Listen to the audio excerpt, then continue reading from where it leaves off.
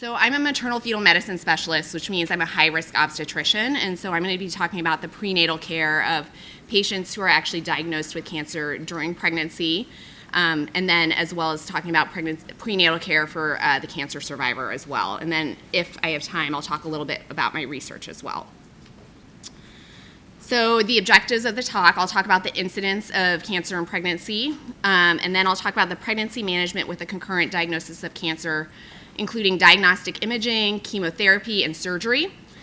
I'll then touch upon cancer survivors and pregnancy planning, and then some of the current research that we're doing at the University of Washington. So each year, there's about 1.7 million new cancer diagnoses annually, and about 10 to 15% of those cases are actually women less than the age of 45. The incidence of cancer in pregnancy is about 1 in 1,000 pregnancies, and with 4 million deliveries in the United States a year, that's about 4,000 cases. The rate has started to increase in the last 50 years, and again, kind of touching upon the themes of this conference, it's due to higher rates of cancer detection, as well as a delay in childbearing, leading to an increased maternal age as well. So kind of one of the first studies to look at the incidence of cancer in pregnancy was this study published in AJOG in 2003, looking at the incidence of cancer in pregnancy in the 1990s in California. What they were able to do is review 4.8 million deliveries with their birth certificate data. Now, birth certificate data is a little bit limited in that it only looks at deliveries that are greater than 20 weeks gestation. So any pregnancy that was less than 20 weeks resulting in a miscarriage or termination was not included in the study. They considered a definition of diagnosis in pregnancy or cancer in pregnancy as either the 9 months prior to delivery up to 1 year postpartum. And I'll kind of touch upon why that's so important to kind of also monitor during the postpartum period as well. And within this cohort, they were able to find almost 4,500 cases of invasive malignancy with the birth certificate data as well as their cancer registry, and that incidence was about 1 in 1,000 again. So this schematic looks at the timing of diagnosis in relation to the pregnancy delivery. So you'll see delivery right here in the midline, and then on the x-axis is months. So you can see that as you lead up to delivery, there's an increased rate of diagnosis, but really a majority of the cancer and pregnancy diagnoses are made in the postpartum period, and it's about 2/3 of cases are actually diagnosed in the postpartum period. When you looked at the most common cancer malignancies in pregnancy, they were breast cancer, thyroid, and cervical cancer. Again, this is data from the 1990s, so that has shifted a little bit now in the contemporary period. There was also noted when we looked at obstetric outcomes, there was a higher rate of preterm delivery as the interval between cancer diagnosis and delivery decreased. So if, for example, if someone was diagnosed 1 to 3 months before their delivery, they were more likely to have a preterm delivery. And with higher preterm delivery rates, there's an increased rate of neonatal hospitalization. Cancer-wise, if their diagnosis was made, again, closer to the date of delivery, either within that 1 to 3 month period before delivery, they were more likely to have advanced stage cancer as well as a higher mortality rate. And this is just kind of a graph that shows the higher rate of stage 1 disease and mortality. Again, the delivery date is here in the middle. And again, postpartum, there's a higher rate of beyond stage 1 disease as well. So this was a great first initial study, but definitely this data set was a little bit limited in that, again, only pregnancies defined as greater than 20 weeks were included. And we don't really know what happened to pregnancies that ended in the first or early second trimester. So the next study was a Danish study that looked at a wide time period, 1977 to 2006. And of course, with standardized healthcare, they were able to link their Danish cancer registry, all female patients aged 15 to 44 with their first primary cancer diagnosis. And then they were able to link it to their national patient registry and birth registry. So they were including live births as well as miscarriages, stillbirth, and terminations as well. And again, their definition was very similar to the California study, where cancer was diagnosed within 30 days before the date of conception up to 1 year postpartum as well. In their cohort, they had a little over 2,000 women diagnosed with or with a cancer diagnosis with a mean age of around 32. And again, the overall incidence was similar to California. It was about 1 in 1,000. But over this time period, they did note that there was an increased rate of pregnancy-related cancer diagnoses as time progressed, with almost 8.6% pregnancy-related in 1997 to 2006. When you look at the birth outcomes of this Danish cohort, 2/3 resulted in a live birth, but almost 20% of women chose to end their pregnancy with a termination in this cohort. And this is a little bit higher than some of the data that I've seen recently, but about 40% underwent a termination if they were diagnosed with cancer in the first trimester, with up to 80% of breast cancer patients diagnosed in the first trimester choosing a termination. This, I think, is a little bit skewed in that, again, it was a wide time period, 1977 to 2006, so obviously our advances in treatment for breast cancer have changed dramatically during that time, and it's also a pretty homogeneous patient population as well.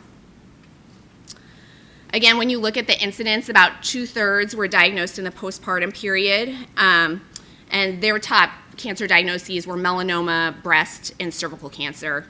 But again, overall, their rate of incidence was about 1 in 1,000. Over time, they did note an increase in cancer diagnoses, specifically melanoma and breast cancer as well. So overall, again, they noted a similar incidence of 1 in 1,000, and they noted an increase in cancer and pregnancy over this time period, which they attributed to, one, increasing sun exposure habits. They're in a very northern country, and so they had an increasing rate of melanoma, increasing maternal age, as well as increasing cancer detection rates. So cancer diagnosis in pregnancy can be often confusing. Oftentimes cancer-related symptoms can be confused with pregnancy. Nausea and vomiting, very common in pregnancy. It's hard to distinguish that between a true symptom that we need to be aware of. Something like breast cancer, breast tenderness, or breast changes happen in pregnancy as well. And often there's a reluctance to perform imaging or invasive procedures either by the patient or by the provider, which may lead to a delay in cancer diagnosis. We know that obviously physiologic changes in pregnancy may obscure physical signs of cancer. Abdominal exam was very difficult. And then less aggressive or clinically unapparent tumors may be undetected until after delivery. And typically, again, women who are pregnant are usually a very healthy cohort, majority in their 30s, they're young and active. More aggressive cancers diagnosed early may lead to pregnancy termination in the first trimester, which I'll touch upon about that. But really, there's also a limited data on cancer survivor and pregnancy incidence. And we know, from this conference that survivorship is very important, and this is likely increasing in incidence over time. So I'm going to talk a little bit about pregnancy management, and I'll first talk about diagnostic imaging, and I'll talk about a couple of cases of patients that I've taken care of. So I had a patient who was a 29-year-old. She was in her first pregnancy. In the first trimester, she had noticed this groin mass that she had. She thought it may have been an infection, but it continued to grow. And eventually, at 18 weeks, she had a 5-centimeter thigh mass. She underwent a biopsy, and it was noted to be poorly differentiated synovial cell sarcoma. She saw her orthopedic oncologist, and his question was, should she undergo a chest CT for staging, because lung metastases is very common with sarcoma. So there's a lot of fears of diagnostic imaging in pregnancy, especially with anything around radiation, chest CT, chest x-ray, et cetera, because there's a fear of pregnancy loss, congenital malformations, neurobehavioral changes, fetal growth restriction, and childhood cancer. But really, both ACOG and the National Council of Radiation state that chest CT and chest x-ray can be performed in pregnancy, and typically the threshold that we state in high-risk obstetrics is a radiation dose of 5 rads, and I'll go through some of the common imaging testing, but most imaging tests are well below this fetal threshold.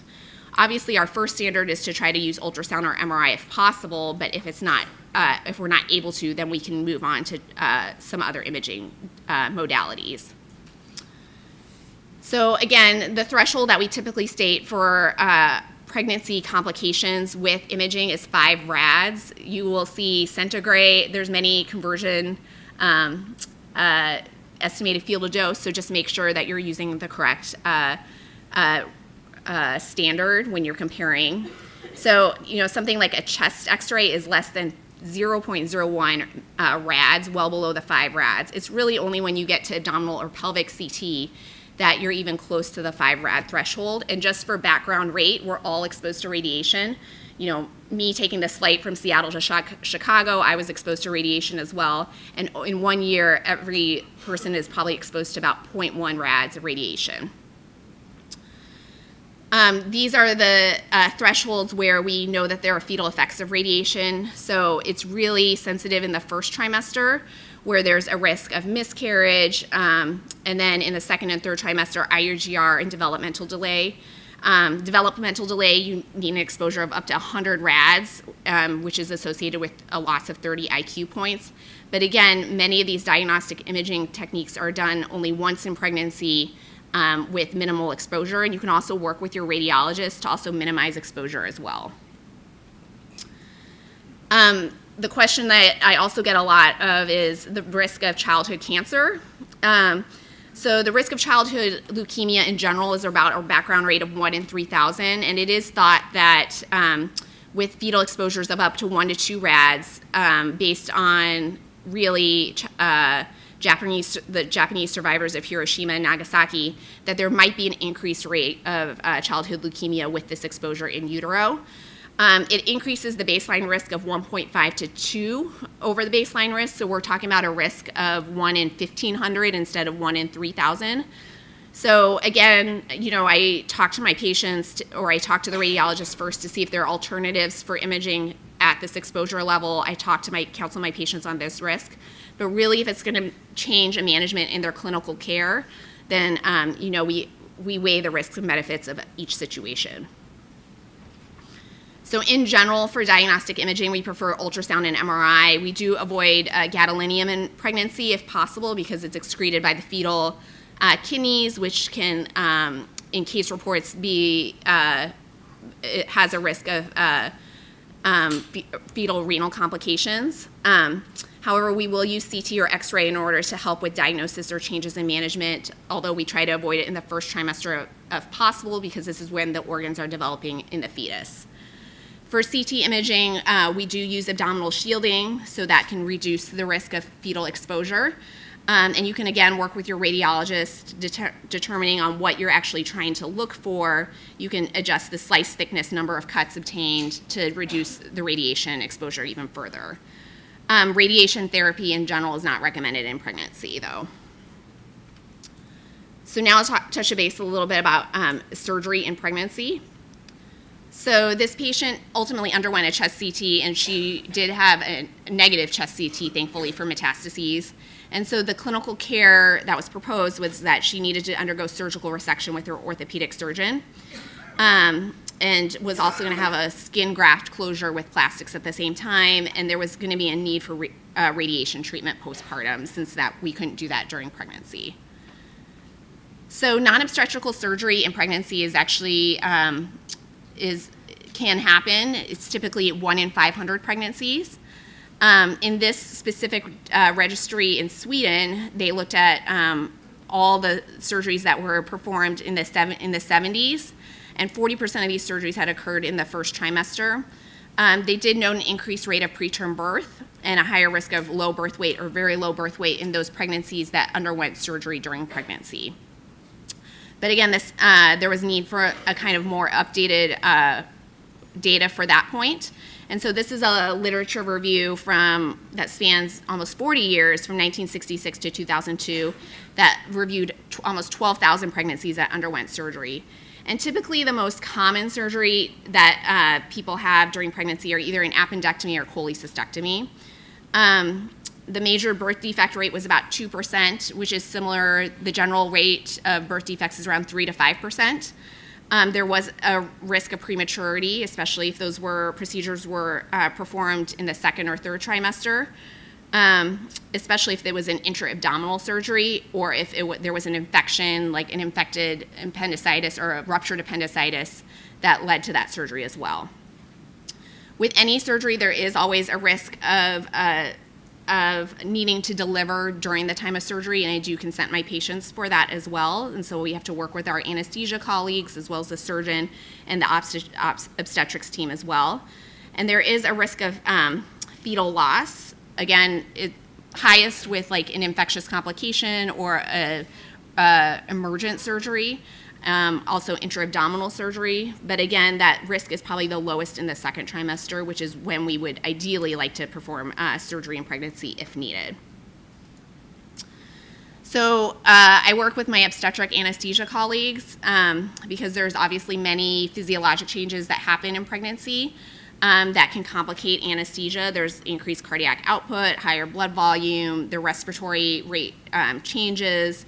There's delayed gastric emptying. Some of my anesthesia colleagues will note that intubation is more difficult at term because of oropharyngeal edema at term compared to the first trimester as well. So typically with any surgery that happens in pregnancy, we do fetal monitoring. If it's in the first or early second trimester before viability, we'll do DOP tones before and after. Otherwise, after viability, we do continuous monitoring because, again, there's a risk if there is like severe hypotension that could lead to fetal bradycardia needing a cesarean section. And so we consent patients for the possibility of cesarean for fetal distress. For some procedures, you can perform laparoscopic procedures typically in the second trimester, but obviously you want to avoid uterine manipulation and target the actual surgical area. We also position patients with a left lateral tilt so the uterus isn't compressing the IVC. And then patients can have general or regional anesthesia, but ultimately we want to avoid hypotension to optimize the placental perfusion during the surgical case. Thromboprophylaxis is recommended for all patients, definitely with the chest guidelines, with being pregnant, undergoing surgery, and on top of having a malignancy. They're at higher risk for DVT and PE post-op. And so some of these patients will need heparin or Lovenox afterwards as well. And if they're in the third trimester, I do recommend either betamethasone for fetal lung maturity in the small case that they need a delivery afterwards. And I also give them medications post-op for tocolysis or to suppress uterine contractions to make sure they don't go into preterm labor. So ultimately, this sarcoma patient underwent her surgery at 27 weeks. It was a little bit delayed because she needed a shorter interval between resection and radiation, and so we were planning for a preterm delivery, and so we had to delay her sarcoma resection until 27 weeks. But she did receive steroids for fetal lung maturity. She had continuous fetal monitoring during her surgery. She actually had general anesthesia and an epidural for pain control afterwards. And she was given low molecular weight heparin during her post-op period because she was basically on bed rest because she had the sarcoma resection on top of being pregnant and having a cancer diagnosis as well. But she ultimately went on to deliver at approximately 36 weeks. So the last thing I'll touch upon is chemotherapy in pregnancy. So I know we've already touched a little bit about this, but this is a 31-year-old G3P2 who at 28 weeks felt a left breast lump and an enlarged lymph node, and she ultimately underwent a biopsy that showed poorly differentiated invasive ductal cell carcinoma. After talking to her oncologist, surgical oncologist, as well as her radiation oncologist, they recommended neoadjuvant chemotherapy prior to surgical therapy. So typically, I'm fortunate at my cancer care center that we have a collaborative model, and I think that's kind of the whole theme of this conference is a multidisciplinary approach. So at the cancer care center, the patient meets with surgery, oncology, and radiation all on the same day. It's typically a very heavy day, and so I typically meet them a few days afterwards. And so she had several questions. She wanted to know the safety of chemotherapy in pregnancy. Should she just not have any treatment at all, or should we deliver at 28 weeks so that she could have treatment sooner than later? So the pharmacokinetics of chemotherapy in pregnancy is probably not as well studied as we would like. There are physiologic changes again because there's expansion of plasma volume, GFR, and renal excretion increases in pregnancy as well. And so there may be alteration of drug availability due to fall in albumin. There's very limited pharmacologic studies for chemotherapy in pregnancy. One of the resources that I like to use for counseling patients is the NTP monograph. It's a national toxicology program. They put out this monograph in 2012 or 2013 that reviews chemotherapy use during pregnancy. It reviews the 7 most common malignancies and chemotherapy agents, and also reviews the major malformations after in utero exposure and the pharmacology of each agent. It's a great resource and is available online. So this is what it typically looks like. It'll list the agents that are typically used to treat breast cancer and the agents used to treat the specific cancer, and then discuss each individual chemotherapy agent, the number of published reports, and the number of cases as well. ReproTox also gives excellent data about chemotherapy and pregnancy, but this is a nice, succinct summary of where you can find information and great references too. So we know that definitely chemotherapy is contraindicated in the first trimester because there's an increased risk of congenital malformations. That risk is as high as 20%, and really that, again, like I said, the baseline is typically around 3 to 5% in the general population. For pregnancies exposed to chemotherapy, there is an increased risk of low birth weight, and that might be due to iatrogenic deliveries that are delivered preterm due to coordination of treatment plans. There is an increased risk for growth restriction, but it's a little bit difficult to solely attribute this to chemotherapy. As you know, chemotherapy has side effects of nausea and vomiting, which can lead to poor weight gain, which is also a risk factor for growth restriction. So it's hard to solely attribute that to chemotherapy, although I do follow these patients with serial growth ultrasounds. The biggest risk factor in coordination with delivery is myelosuppression. So if the mom has a low white blood cell count, that's the time when we don't want to deliver. There's also a risk of fetal myelosuppression if the mom is delivered during the nadir. Of course, we know that babies come whenever they want, and so sometimes this happens where we have to deliver during the nadir, and so then we recommend coordination with your NICU or pediatric colleagues to make sure that you monitor that baby closely for infection.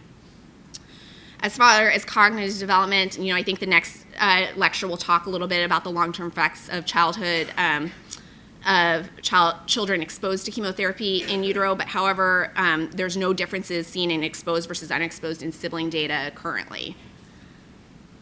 So there are some registries out there for any patients. There's one in New Jersey, MD Anderson has one for breast cancer, and then the NCI also has one. The University at Oklahoma, Toronto, and Germany does too, but obviously there's a great need to kind of understand this more, because I think this is a problem that we will continue to face as well.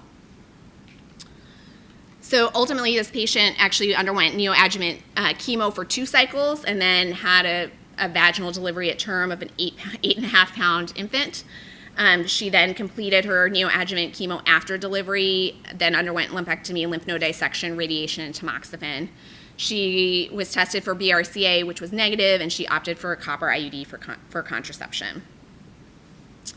So really, again, I can't stress enough that the obstetric management for cancer and pregnancy is multidisciplinary. First, like Dr. Jarrett said in her talk, you know, we have to have a discussion, especially if the patient presents in the first or second trimester, about their desire for continuation of pregnancy. And you know, each case is unique, and there's no kind of blanket statement for any diagnosis. We do a first trimester and detailed anatomy ultrasound. Genetic screening is offered with one caveat, which I'll talk about. We'll do serial ultrasounds for growth, coordinate delivery date with the other team members, such as oncology, discuss contraception, fertility preservation, and you know, this could be a talk on itself, but social work support is very critical for these patients as well. Postpartum depression is common in our general population. So to put a new cancer diagnosis on top of that, caring for a newborn while undergoing chemotherapy, we have to make sure that these patients are well supported and have follow-up for their mood as well.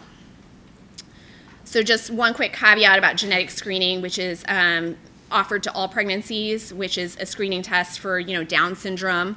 There's a newer test called cell-free DNA, which it's a maternal blood test, and basically what happens is there are apoptotic cells from the placenta that are shed into the maternal plasma or circulation, and we can detect extra chromosomes of 21, 18, or 13 because typically the placenta chromosomes reflect the fetal chromosomes. But we know in certain subsets of cases when multiple aneuploidies are detected, something like triploidy or trisomy 21 and 18 in the same sample, and there are no ultrasound findings of this of any fetal findings on ultrasound, that these patients have actually been diagnosed with a malignancy because of their cell-free DNA or genetic screening. So Bianchi published this publication in 2015 in JAMA, but really these patients had no symptoms until they were actually had their genetic screening test that noted this aneuploidy that was unusual, but actually the aneuploidy was being detected from their cancer diagnosis instead. And so this is something that is continuing to evolve, but should be also be a caveat for any cancer patient that's undergoing genetic screening as well. So lastly, I'll talk about cancer survivorship and pregnancy. And again, at many of the major cancer or institutes and centers, they have a survivorship clinic, which I am very grateful for, because typically they collate all that information to help my visit become much easier with the patient when I'm counseling them on what their prior radiation dose was, what their prior chemotherapy dose was. And I feel very fortunate to have such a good survivorship clinic nearby. So typically, there's childhood cancer, but there are long-term effects of radiation and chemotherapy. People may have had whole body radiation because of a bone marrow transplant and fertility preservation, as we all know. We know that there's decreased pregnancy rates in survivors, specifically almost half. This is just pregnancy rate. It's not looking at people. It's not saying that all people attempted pregnancy, but we know that this is an issue in cancer survivors as well. Luckily for cancer survivors, pregnancy outcomes are usually favorable. There is no increased risk of congenital malformations in their offspring. There may be a higher rate of miscarriage compared to their siblings, but this is increased with those who received radiation treatment specifically. And we think that radiation leads to physiologic changes such as decreased perfusion, myometrial fibrosis, which decreases the elasticity and volume of the uterus. There can be endometrial damage, which can also reduce implantation. And ultimately, it depends what their cumulative dose of radiation was, as well as the radiation pre- and post-puberty. So with somebody who has been exposed to radiation treatment, there's a risk of miscarriage. Fetal growth restriction is probably the largest obstetric complication, which can lead to preterm delivery, which can lead to NICU admission as well. There have been case reports of abnormal placentation where the placenta may morbidly be adherent to the uterus, such as placenta accreta, increta, or procreta, which would require a hysterectomy at the time of delivery, but that has fortunately only been in case reports at this time. So radiation dose to the uterus, with increasing radiation dose, there's an increased risk of preterm delivery and low birth weight. And so typically in cancer survivors, for anyone who's had radiation exposed prior, I do recommend serial growth ultrasounds. And then looking at their chemotherapy, I typically look at their cumulative dose and consider what their long-term outcomes may be. So somebody who's been exposed to doxorubicin, I might consider an echo during pregnancy because they will require screening echoes anyways. Somebody who's been exposed to bleomycin may consider PFTs as well for pulmonary function as well, because obviously cardiac and pulmonary symptoms can be very common in pregnancy as well. And then contraceptive counseling is also key in this unique population, like we've already touched upon. As far as genetics, again, Something that can be missed upon is pre-implantation genetics, especially if they are BRCA1 or 2 positive or have another genetic mutation. I do offer genetic counseling to these patients. Some choose not to know whether their offspring is affected with BRCA. I would say that's probably the majority of my patients, but there are select patients that want to know and to want to know that their embryo does not have the BRCA mutation and will not be passed on to further generations as well.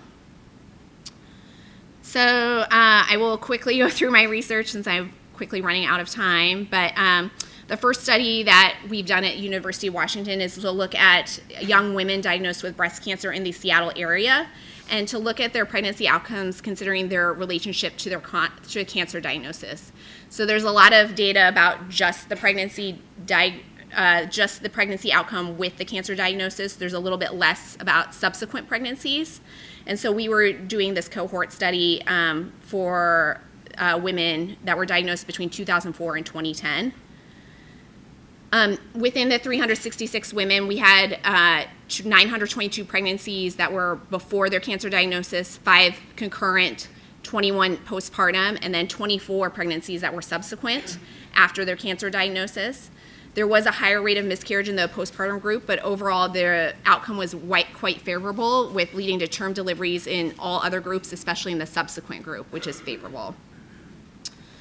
The other research project that we're currently embarking on is to characterize the trend of cancer in pregnancy and cancer survivors in pregnancy in the United States in a modern cohort. You know, I talked about the Danish study, and the U.S., the last U.S. study that was done was in the 1990s, so it's obvious that we need some more updated data. So we utilize the nationwide inpatient sample, which is the largest all-payer inpatient care database. Each year it has 8 million hospital stays out of 45 states. And so we looked at the data from 2004 to 2013 and looked at all delivery admissions, and then also looked at a concurrent cancer diagnosis, and then also looked at a history of cancer or cancer survivorship as well. So we examined the prevalence of concurrent cancer and cancer survivors and also looked at medical and obstetric complications. This has been accepted for presentation at SMFM in February 2018, so because of the rules, I can't divulge all the data, but it will be promising and you'll have the results very shortly. So again, in summary, there is, in general, probably an increasing rate of incidence of cancer in pregnancy and postpartum. About 2/3 are diagnosed in the postpartum period, actually, so definitely to be aware of that cohort as well. Imaging, surgery, and chemotherapy can be performed with careful considerations, and again, I can't stress enough about the multidisciplinary team. I could not do it without my oncologist, my surgeon, my anesthesia, my NICU, my social work. We have a huge team that works together with these patients. This is a summary about the obstetric management again. And then as far as pregnancy and cancer survivors, radiation treatment is probably the highest risk factor for obstetric complications. Genetics and contraception discussions are important, and consider chemotherapy-related long-term effects, but overall cancer survivors do have good pregnancy outcomes. There's a need for research in cancer and pregnancy and for cancer survivors as well. But I'd like to acknowledge the Oncofertility Consortium. I'd like to acknowledge Dr. Woodruff for inviting me to speak, as well as my co-collaborators at the University of Washington, and I'd be happy to take any questions. Is this on? Yeah. Okay. Hi, Eileen. I'm a nurse practitioner from Toronto at Mount Sinai Fertility. This may be more of a question for the REIs in the room, but we've seen increasing referrals for pregnant patients who desire fertility preservation immediately postpartum before chemotherapy. Mm-hmm. And we never know what to tell them. We're worried that they won't stimulate well, mm-hmm. With the prog levels being elevated and prolactin and other various hormones. We recommend at least 6 weeks between delivery and stimulation, but they don't often have that time. So what do people recommend generally? Yeah, I usually defer to my REI colleagues. I do typically still refer my patients in pregnancy to speak with the REI, just so that they know that plan ahead of time instead of waiting until postpartum. Mm-hmm. But I think it probably really depends on each individual case, on like when their treatment needs to be started and what therapy they're going to have as well. But I agree, it's a difficult time as well. Do any of the REIs have any thoughts on that?